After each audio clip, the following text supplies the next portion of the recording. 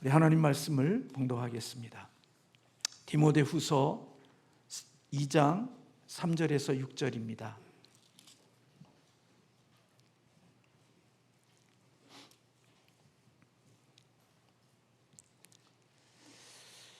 네, 우리 같이 함께 합독하겠습니다. 너는 그리스도 예수의 좋은 병사로 나와 함께 고난을 받으라. 병사로 복무하는 자는 자기 생활에 얽매이는 자가 하나도 없나니 이는 병사로 모집한 자를 기쁘게 하려 함이라. 경계하는 자가 법대로 경계하지 아니하면 승리자의 관을 얻지 못할 것이며 수고하는 농부가 곡식을 먼저 받는 것이 마땅하니라. 아멘. 2부 예배 때는 우리 그런 설교를 하지 못했지만 지난주에 1부 예배 때 우리 디모데후서 2장 1절과 2절에 있는 말씀으로 가장 소중한 것을 누구에게 맡겨야 되는지에 대한 말씀을 같이 나누면서 그 소중한 것을 아무에게나 맡길 수 없음에 대한 말씀을 드렸습니다. 귀중한 것을 맡은 사람에게 있어서 중요한 자질이 있다고 하면 그것은 바로 신실함, 충성스러움이라고 말씀드릴 수 있을 겁니다. 충성스러움이 있어야만 자기에게 맡겨진 임무와 역할을 완수할 수 있기 때문입니다. 충성스러운 사람이 결과와 그리고 자기에게 맡겨진 것을 완수할 수 있는 것은 그가 그 임무를 수행하는 과정 속에 고난도 있고 어려움도 있고 장애물을 만나더라도 그 고난과 역경과 어려움을 기꺼이 감수하면서 그 문제를 넘고 장애물을 넘고 고난을 넘어서 그 모든 자기에 맡겨진 임무를 완수할 수 있기 때문에 그렇습니다. 충성스러운 사람은 자신에게 불리하고 또 자기 자신에게 어려움이 있어도 결코 그것을 피하거나 도망가지 않고 자기의 주어진 역할을 완수해서 좋은 결과를 만들어 내기 때문에 우리는 귀중하고 소중한 것들을 바로 신실하고 충성스러운 사람들에게 맡기는 것입니다. 우리는 이 시대를 살아가는 우리들에게는 굉장히 달콤함이라는 것에 대하여 매력을 가지고 있습니다. 그런데 군대에서 기상을 알리는 나팔을 불 때에는 요란하게 나팔을 붑니다. 우리는 부드러운 알람을 원하지만 그 알람의 목적이 우리에게 부드러움으로 다가오는 것이 아니라 일어서게 하는 목적이기 때문에 우리의 알람은 부드럽고 달콤함이 아닌 우리를 잠자리에 다시 들게 하는 알람이 아니라 우리를 벌떡 일어나게 하는 알람이 되어야 그것이 자기의 목적에 맞는 것이라고 여겨집니다. 우리 인간은 천성적으로 고난보다는 안락을 추구하는 존재들입니다. 저도 그렇고 여러분들은 어떨런지 모르겠습니다. 그래서 우리에게는 소파, 온천, 담요 이런 것들이 우리에게 인기가 있습니다. 저는 잘 몰랐는데 저희 이음 카페에다가 좀 안락한 의자를 좀 놓으면 어떻겠냐고 제가 제안을 했더니 절대로 안 된다고 그렇게 이야기하더라고요. 왜 안 되냐고, 좀 폭신하게 와서 앉아있는 의자를 만들면 얼마나 좋겠냐고 그랬더니 한번 앉으면 푹신하면 일어나지 않으니까 안 된다고 그렇게 이야기하며 딱딱하고 잠깐 있다가 다시 일어설 수 있는 그런 의자를 놔야 된다고 이야기를 하더라고요. 많은 교회가 성도들을 최대한 편안하게 하고 또 그렇게 안정감을 주려는 마음을 갖고 있는 것 같습니다. 예수님을 따르는 사람들에게 부요함과 그리고 건강함 그리고 이 땅의 평안함들을 약속해 주느냐고 애를 씁니다. 우리들이 전하는 복음과 우리의 전하는 말씀 가운데 속에 이런 담요와 같고 온천과 같은 부드럽고 따뜻한 하나님의 복음들은 있지만 십자가의 복음들은 점점 빠져가는 이유가 바로 이렇게 편안하고 그리고 따뜻한 것을 원하는 성도들의 기호를 맞추기 위한 맞춤 설교가 되어지는 것 아닐까 하는 생각도 해봅니다. 담요와 십자가의 이미지를 비교해 보면 하나는 안락함이고 다른 하나는 고통을 상징합니다. 하나는 편안함을 약속하지만 하나는 희생을 요구합니다. 그런데 담요 신학을 가진 성도들이나 십자가의 신학을 가진 성도들이나 이 땅을 살아가면서 편안하고 자신들이 원하는 것들이 다 이루어질 때는 커다란 문제가 일어나지 않지만, 담요 신학을 가진 사람들의 문제는 자신의 건강이 나빠지거나, 그리고 자신들이 하는 사업이 잘못되거나, 그리고 돈이 궁해지면 담요 신학과 따뜻함과 편안함만을 추구했던 이런 신학을 가진 사람들은 그들의 믿음과 그들의 신앙 속에 부작용이 나타나기 시작합니다. 그들은 어렵고 힘든 일이 있으면 하나님을 의심하게 되어지고, 그리고 하나님을 불평하고 하나님을 원망하는 일들이 그 입에서 터져 나오는 것을 봅니다. 잘 될 때, 형통할 때, 자기가 원하는 것들이 이루어질 때는 자기가 이 세상에서 가장 하나님을 위해서 앞장서서 모든 삶에 충성을 다할 것처럼 그렇게 호언장담했던 사람이 자신의 인생의 문제에 약간의 꼬임만 있어도 그들은 하나님을 의심하기 시작하고 원망하고 불평하며 주님 앞에 믿음을 굳게 세우지 못하는 모습들이 그들의 모습 속에 나타납니다. 반면에 예수 그리스도의 십자가의 복음을 붙들고 믿음의 길을 걸어갔던 사람들은 그런 일들이 있고 어렵고 힘든 일들을 만나고 자기가 원하는 일들이 제대로 다 이루어지지 않아도 그는 변함없이 주님을 따르며 주님을 섬기며 주님을 경배하는 자들이 되어질 수 있는 것입니다.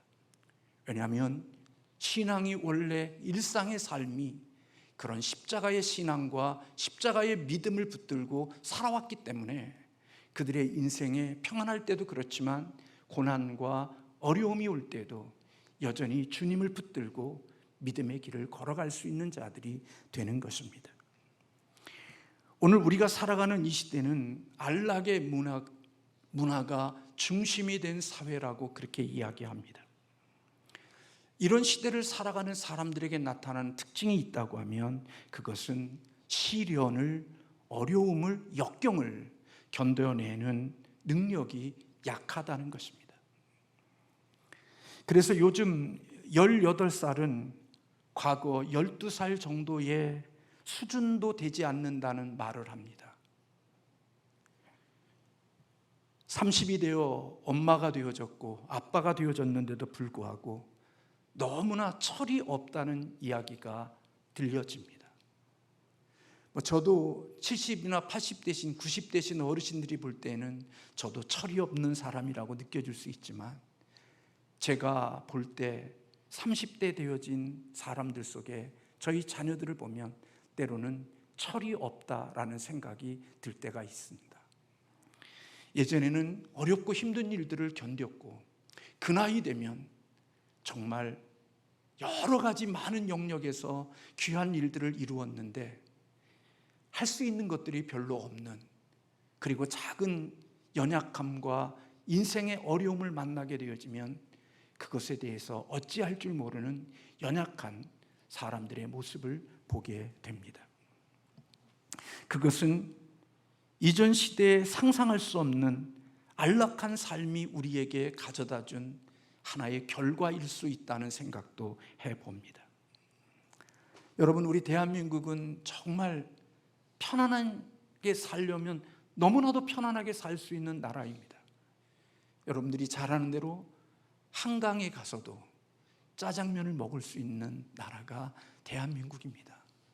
언제든지 전화로 주문하면 어디든지 배달이 되어 우리는 배달의 민족입니다.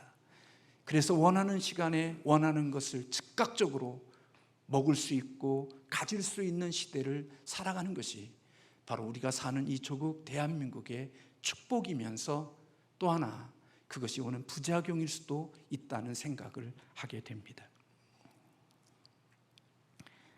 거미와 같이 거미줄을 치고 오랜 시간 동안 먹이를 기다리는 인내력이 오늘 우리에게 편안함과 그리고 따뜻함과 소파와 온천과 같은 담요 신학을 가지고 그런 삶을 살아가는 우리들에게는 기다림이라는 것, 인내라는 것, 견딘다는 것, 그것은 우리에게 너무나도 저나 여러분에게 낯선 단어가 되어져 버리고 말았습니다.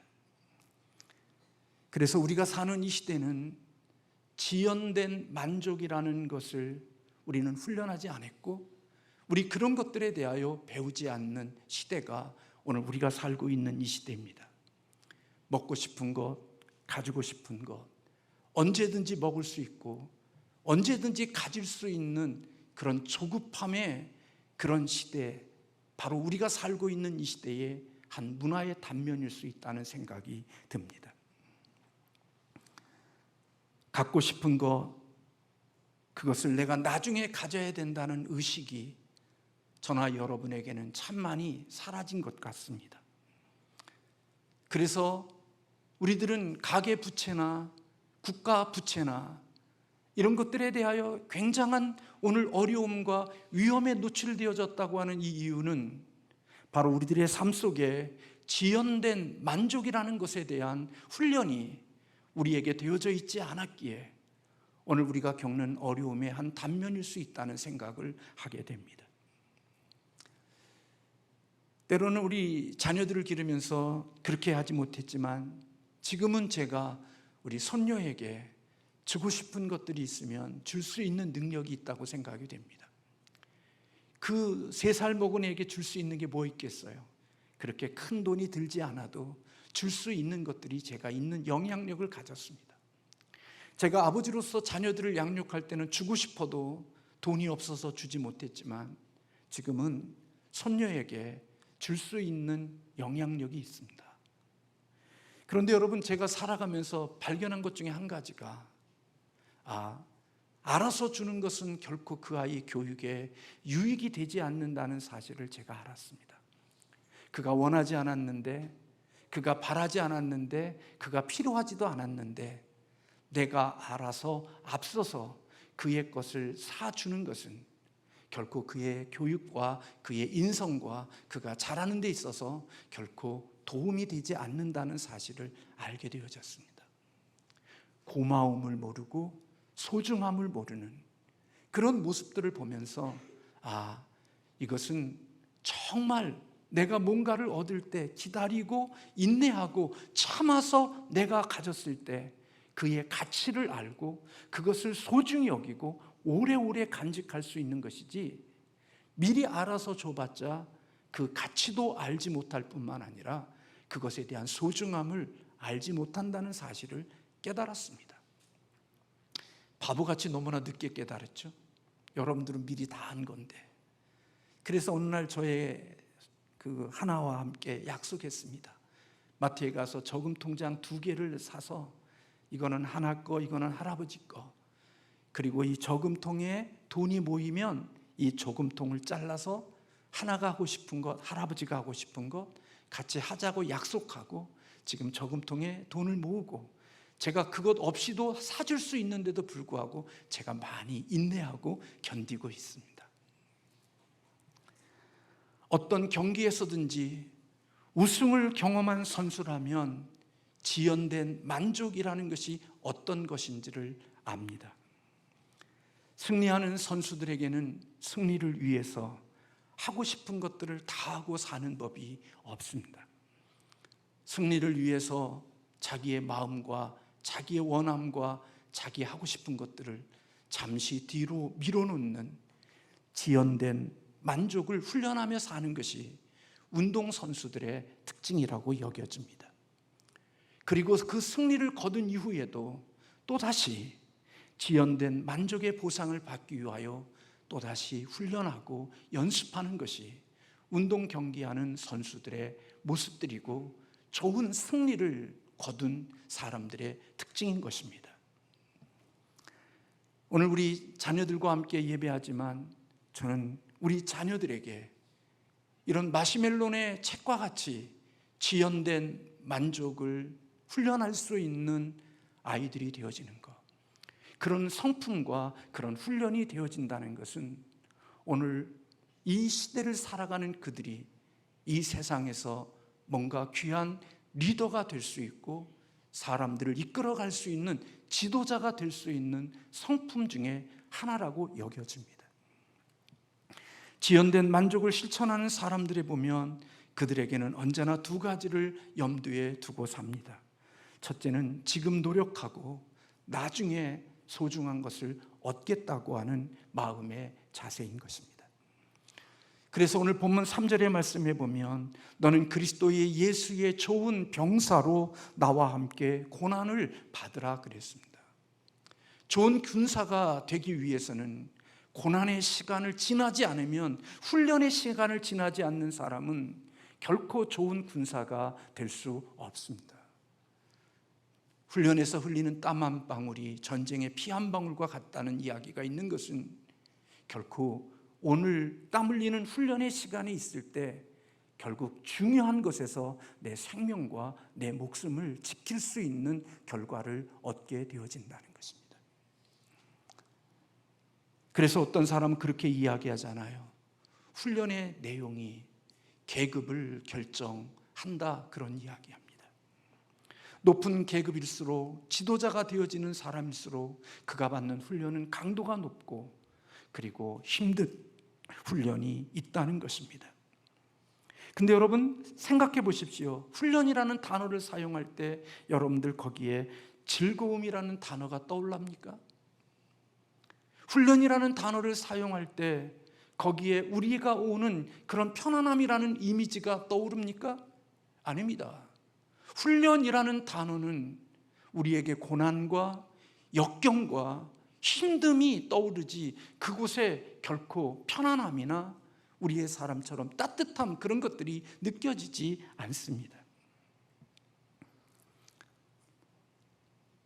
담임 목사는 그렇게 청소년 때 열심히 최선을 다해서 살아오지 못한 부분이 있습니다.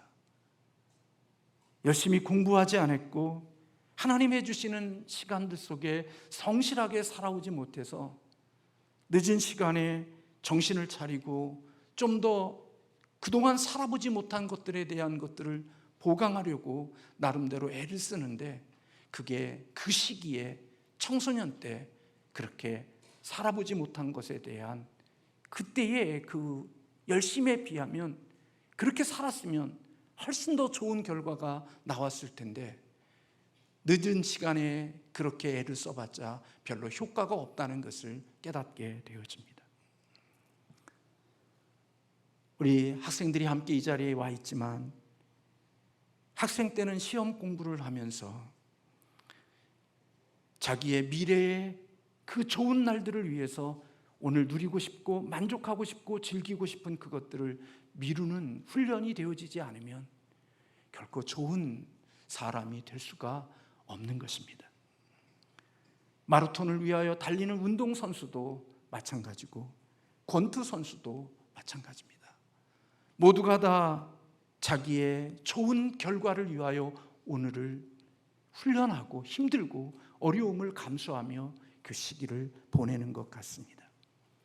그러나 그렇게 참고 견디고 의자에 앉았던 그런 힘들고 어려운 훈련의 시간이 어느 정도의 시간이 지나고 나면 내 삶에 많은 유익을 가져다 주는 것을 볼 수가 있습니다. 학생 때 10년 동안, 6년 동안, 10년 동안 정말 열심히 만족과 즐거움을 뒤로 미루고 열심히 훈련하고 공부한 그 결과는 그가 살아가는 남은 인생에 정말 많은 오랜 시간 동안을 자신의 삶을 보람있고 자신의 삶이 원하는 자리에서 원하는 것을 이룰 수 있는 리더로 살아갈 수 있게 하는 자원이 되어지는 모습을 보게 됩니다. 로마서 8장 18절에 생각하건대 현재의 고난은 장차 우리에게 나타날 영광과 비교할 수 없다라고 하는 그 바울의 고백이 우리의 마음속에 둬야 될 말씀인 것입니다. 테레사 수녀는 그렇게 이야기했습니다. 천국의 관점에서 보면 이 세상에 아무리 큰 고통도 불편한 호텔에서의 하룻밤에 불과하다, 그렇게 이야기했습니다. 아무리 힘들고 어려운 불편함이 있는 세상이라 할지라도 천국의 삶에 비교해 보면 그저 불편한 정도의 호텔에서의 하룻밤에 불과한 것이지 그렇게 우리의 마음속에 처절할 정도로 아파할 일이 아니라고 이야기했습니다. 또 하나, 지연된 만족을 실천하는 사람들에게는 분명한 목표가 있습니다.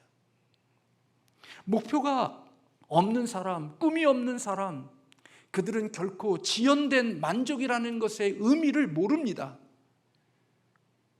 하루 살고 인생을 끝날 것처럼 미래를 생각하거나 미래를 꿈꾸거나 미래에 대한 소망을 가지고 오늘을 사는 것이 아니라 오직 오늘 하루 잘 먹고 잘 쉬고 잘 놀고 즐겁게 사는 것, 아마 오늘 우리가 살고 있는 이 시대의 아픔이 바로 그러한 아픔일런지도 모릅니다. 미래를 희망을 가질 수가 없고 미래의 꿈을 꿀 수가 없기에 그냥 되는 대로 오늘을 살아내는 그런 욜로족과 같은 삶을 살아가려고 하는 모습들이 오늘 우리의 마음속에 있을런지도 모르겠습니다. 그런데 여러분, 본문에 나오는 농부를 보십시오. 농부에게는 분명한 목표가 있습니다. 그는 열매를 거둘 것이라는 가을에 대한 목표가 있습니다.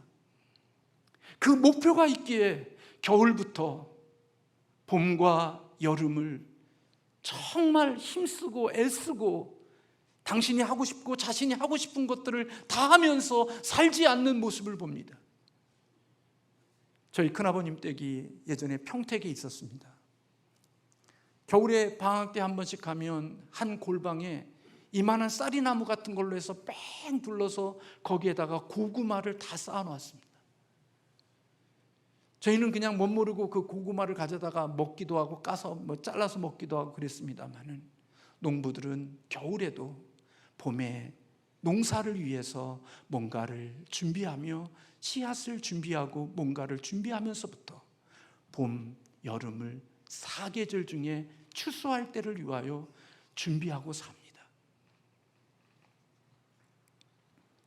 그런 수고는 그냥 헛된 수고가 아니라 결실을 바라보는 수고인 겁니다. 그래서 농부는 남들이 보이지 못하는 것까지, 보지 않는 것까지 그런 것들을 볼 수 있고 그거에 대한 책임을 지는 것을 보게 되는 거죠. 그래서 잠언서에 있는 말씀처럼 게으른 사람은 농부가 되어줄 수 없는 것 같습니다. 농부는 다른 것은 몰라도 부지런해야 되고 근면해야 되고 신실해야 농사를 지을 수 있는 것 같습니다. 그리고 그렇게 신실한 농부가 되어야, 그리고 그 때를 맞춰서 어디도 가지 못하고 그곳에서 자기의 역할을 감당하는 그런 사람이 되어야 그래도 자신이 원하는 결실을 얻을 수 있는 거죠. 저하고 가까이 지내는 친구가 양평 쪽으로 이사를 해서 거기에서 예배당도 드리고 작은 텃밭에 농사를 짓기도 하고 그렇게 삽니다. 그렇게 먼 거리인데도 불구하고 볼 수가 없습니다. 만날 수가 없습니다. 아침 일찍 일어나 무더위에는 또 일할 수가 없으니까 아침부터 밭에 나가 뭘 하고 그런 수고와 헌신들을 통하여 열매를 얻는 것입니다. 저한테도 한번 오라고 해서 갔더니 옥수수도 따주고 고구마 잎도 주고 그다음에 뭐 이런 몸에 좋다고 하는 무슨 머루 같은 이런 것도 주고 그래서 선물을 받아갖고 왔습니다마는 1년 동안 새빠지게 노력해서 얻는 그것이 얻는 추수의 열매인 것입니다. 좋은 부모도 그런 것 같습니다. 살아오면서 그렇게 살지 못한 부분이 많이 있지만 자녀를 양육할 때 다른 사람들이 보지 못하는 것을 볼 수 있는 눈이 있고, 그리고 그러한 것들이 보이기에 신실하게 책임을 질 수 있는 그런 부모들이 좋은 자녀들을 양육하는 것 같습니다.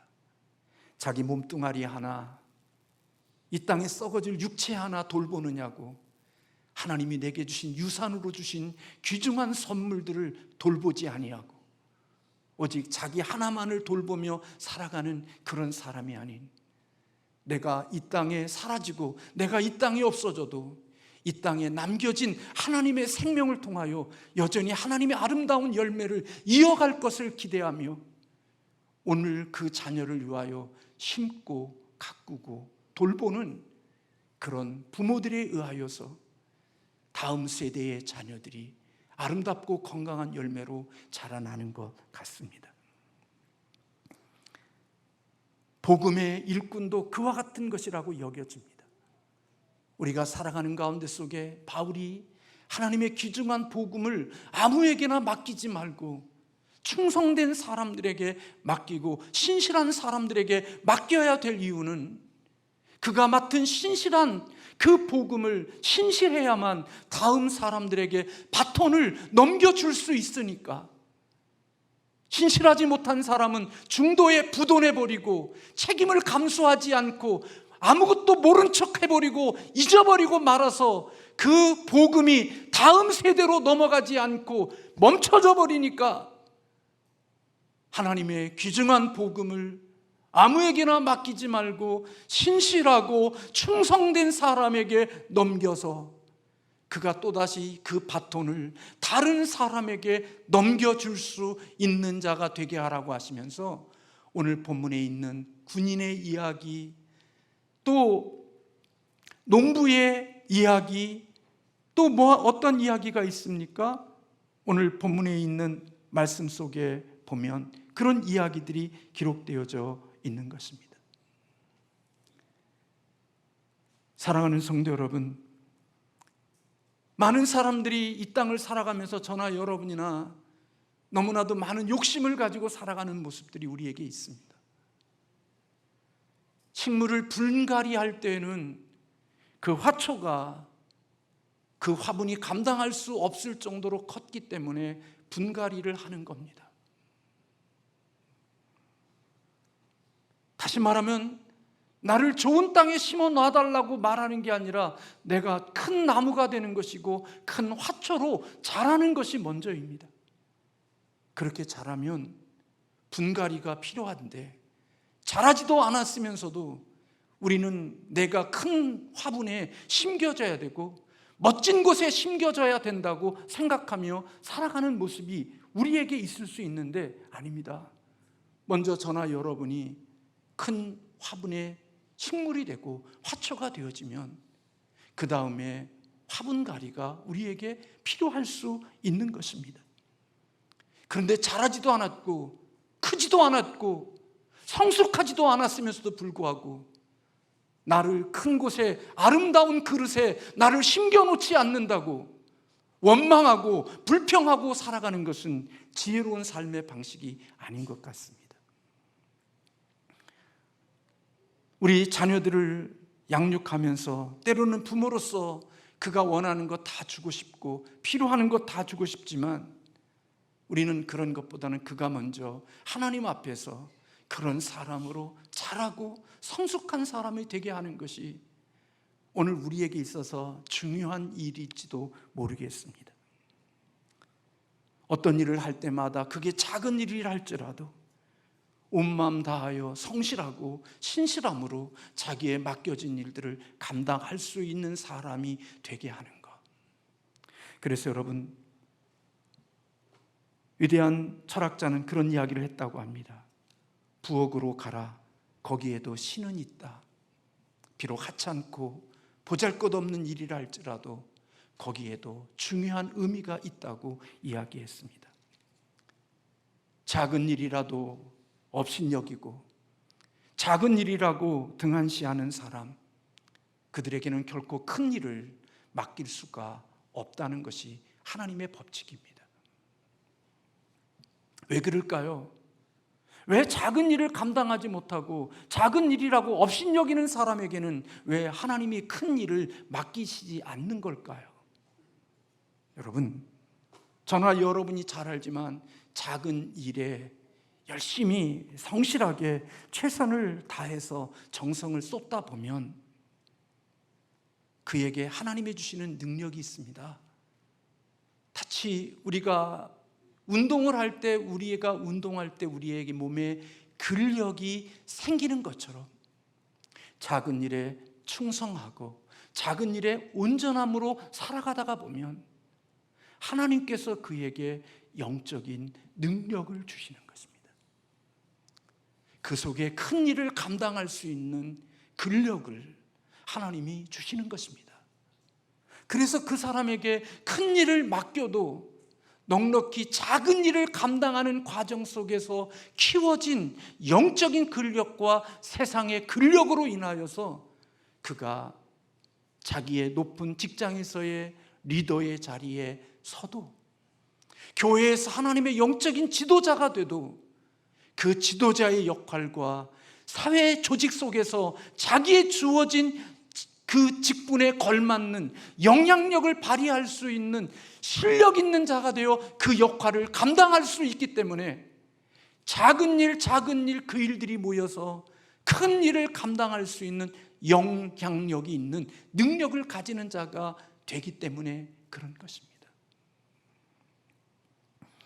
인생을 살면서 자기의 주어진 작은 일에 성실하게 충성스럽게 온 힘을 다하여 살아보지 않는 사람은 그 삶 가운데 속에 영적인 근력이나 이 세상을 이길 수 있는 근력이 생긴 적이 없습니다. 그래서 저나 여러분이나 맡겨줘도 감당 못합니다. 그거 줘봤자 그거 우리의 인생 가운데 속에 더 골치 아픈 일만 되어지지 그것이 나의 기쁨이 되고 나의 즐거움이 되고 나의 만족이 되고 나의 보람이 되어서 그 역할을 감당할 수 있는 사람이 되지 못하는 겁니다. 그래서 하나님이 우리에게 요구하시는 것은 큰 일에 충성하라고 말하지 않고 작은 일에 충성하는 자가 되라고 말씀하고 있는 것입니다. 작은 일에 충성하다가 보면 하나님께서 그에게 큰 것도 맡겨주실 수 있는 자가 되기 때문인 거지요. 오늘 우리 자녀들이 우리가 신앙생활하면서 저나 여러분이나 큰 건 맡겨주지 않고 대단한 건 맡겨주지 않는다고 불평하지만 하나님의 원리는 결코 그렇게 맡겨주지 않습니다.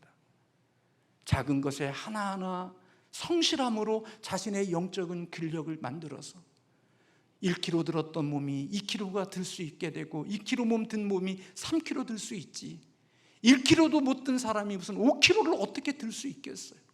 조금씩 작은 일에 충성하는 과정 속에 하나님께서 그에게 더 큰 것을 맡길 수 있는 은혜를 주시는 겁니다.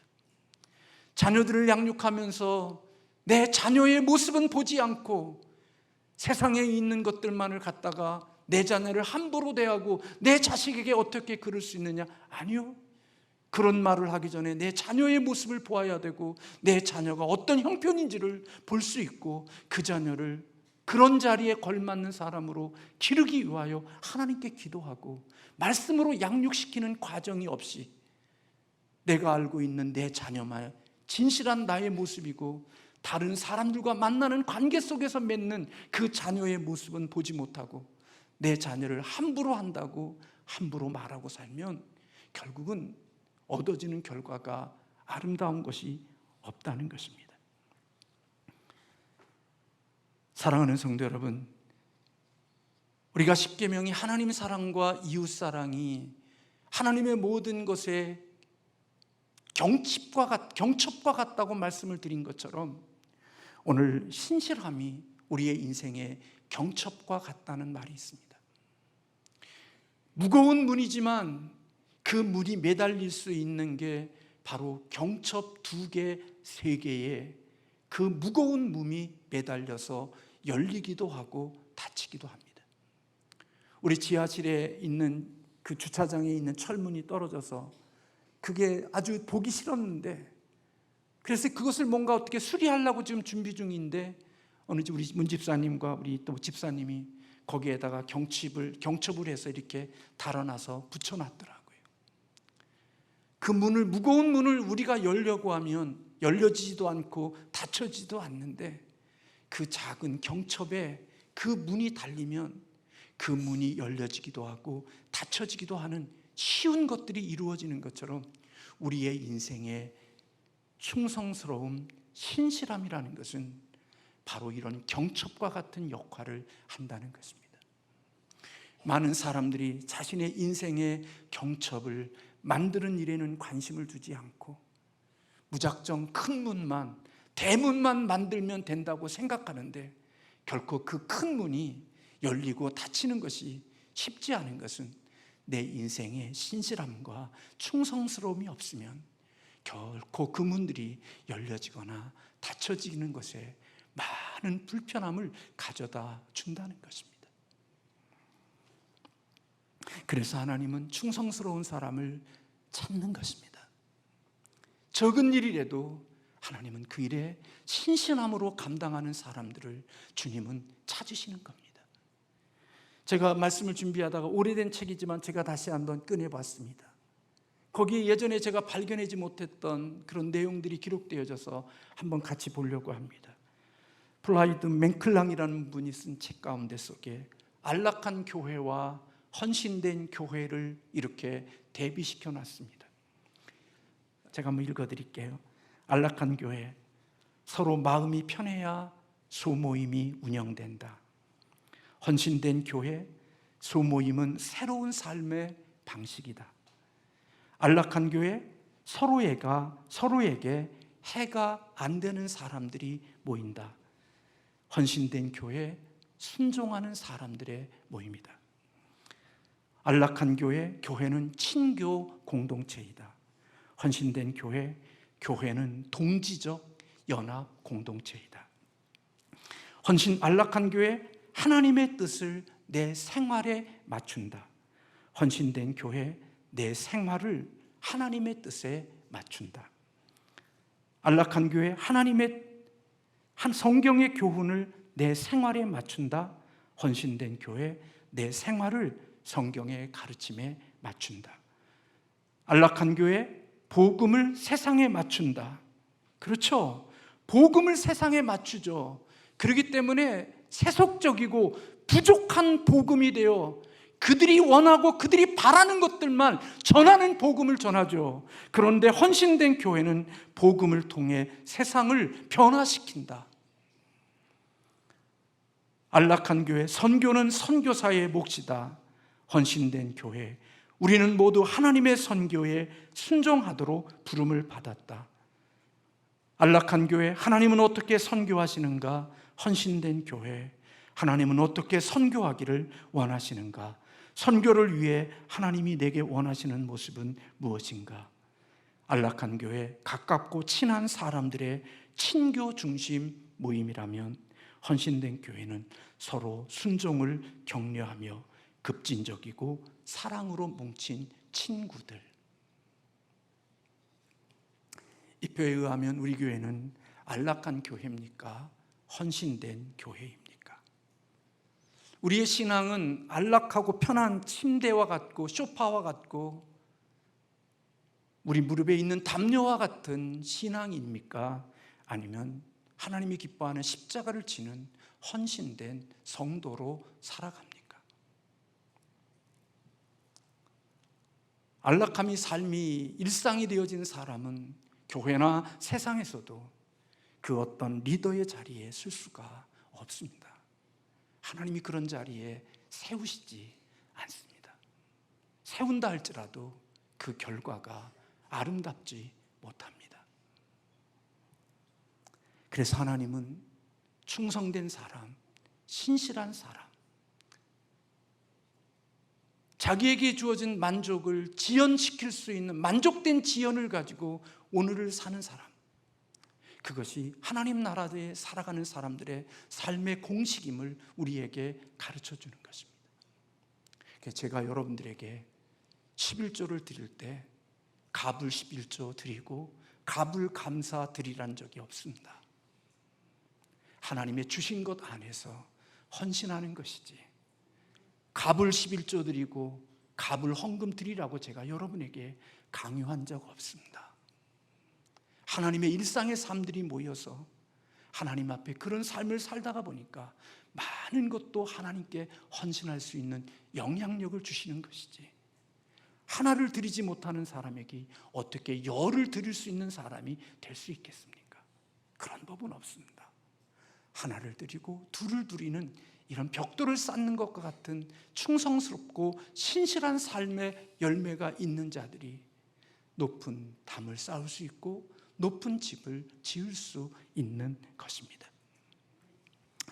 저는 오늘 운동선수와 같이 땀을 흘리며 훈련하고 군인과 같이 고난을 받고 농부처럼 변함없이 먼 1년의 목표를 가지고 봄, 겨울, 가을, 여름을 정말 땀 흘리며 수고하며 신실함으로 살아가서 누구보다 그 열매를 먼저 농부가 받는다고 오늘 말씀해 주신 것처럼 그렇게 신실하게 살았고 충성스럽게 살아온 복음의 일꾼이기에 하나님이 그에게 주시는 아름다운 상급들, 아름다운 열매들을 먼저 누구보다도 먼저 그 선물을 받고 감사하고 감격할 수 있는 믿음의 사람들이 되어지기를 주님의 이름으로 축원합니다. 오늘 우리 함께하는 우리 주일학교 중고등부 우리 청년들, 우리 어른들까지 포함해서 우리는 천국에서 가장 완벽한 상을 받을 사람들이지 이 땅에서 모든 것을 누릴 수 있는 사람들이 아닙니다. 지연된 만족을 가지고 오늘 십자가를 지고 사는 사람들, 그래서 그 십자가가 있었기에 부활의 영광이 있고 천국이 있는 그런 사람들, 그게 믿음을 가지고 살아가는 사람들의 삶의 공식이고 방식인 것입니다. 그래서 믿음을 가진 사람들에게는 소망이 있습니다. 희망이 있습니다. 죽음 이후에도 우리에게 있는 그 소망이 있고 희망이 있기에 오늘 우리의 십자가가 있고 고난이 있어도 그 고난과 십자가를 넉넉히 감당하며 주님 앞에 기도함으로 오늘의 삶을 이겨내갈 수 있는 것, 그게 믿음을 가진 사람들에게 주시는 하나님의 축복이고 하나님의 선물인 것입니다. 이런 은혜가 저와 여러분에게 있기를 주님의 이름으로 축원합니다. 기도하겠습니다.